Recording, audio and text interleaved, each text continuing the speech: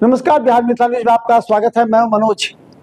देखिए, दरभंगा में बारिश के बाद जो स्थिति बनती है, लोग कहने लगते हैं, देखिए कुछ तो बहाना बनाएंगे ही। एलिवेटेड रोड की वजह से ये जाम हो रहे हैं, पानी लग रहा है, जल जमा हो रहा है।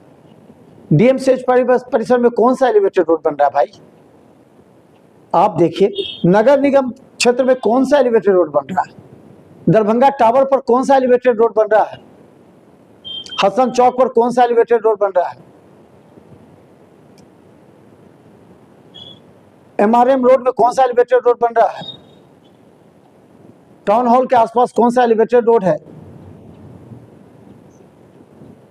आप उर्दू रोड में कौन सा एलिवेटेड रोड बन रहा है? दारू भट्टी चौक पर कौन सा एलिवेटेड रोड है?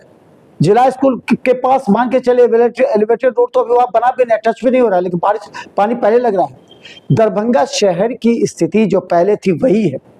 विगत 10 वर्षों में दरभंगा शहरी क्षेत्र में जिस तरह जल जमाव थे उसी तरह बड़े बड़े नाला बन गए बुटकों के द्वारा। नगर निगम खामोश है, नगर निगम के अधिकारी कभी नहीं उन्होंने पूछा कि आप कैसे नाला बना रहे हैं, और वहां के पार्षद भी हैं।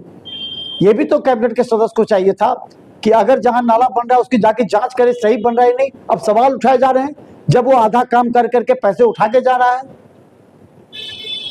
जनता पीसती जाए, कोई दिक्कत नहीं, जनता परेशान हो जाए उससे किसी को मतलब नहीं है, वोट तो देगा ही ना। लेकिन जरा घर से निकलकर बारिश में देखिए, जो 10 वर्ष पहले थी अभी 10 वर्ष में क्या बदलाव हुआ बता दीजिए हमें। कॉमर्शियल चौक पर उसी तरह जल जमा हो जाता है बारिश के बाद। एक रोड मैप तो होना चाहिए ना। स्मार्ट सिटी का ख्वाब आप दिखा रहे हैं दरभंगा की जनता को, लेकिन आज भी दरभंगा वहीं का वहीं है। उर्दू रोड पे चले जाइए, पूरा देखिए कहां पानी लगता है आपको। ये जो 3 मुख्य सड़क हैं, देखिए यहां लोग काफी परेशान हैं, दरभंगा की जनता परेशान है। नगर निगम की अपनी भूमिका को समझना चाहिए।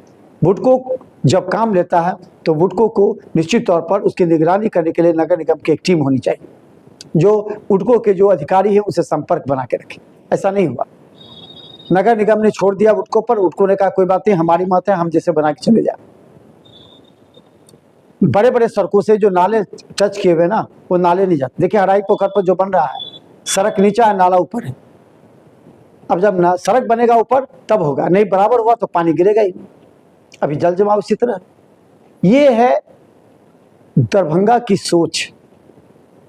भले हम आरोप लगा ले किसी सरकार पर, नगर निगम पर, आम जनता पर, लेकिन इस स्थिति से शायद जनता को निजात नहीं मिलने वाली है। क्या एलिवेटेड रोड बनने से जल जमाव की समस्या दूर हो जाएगी?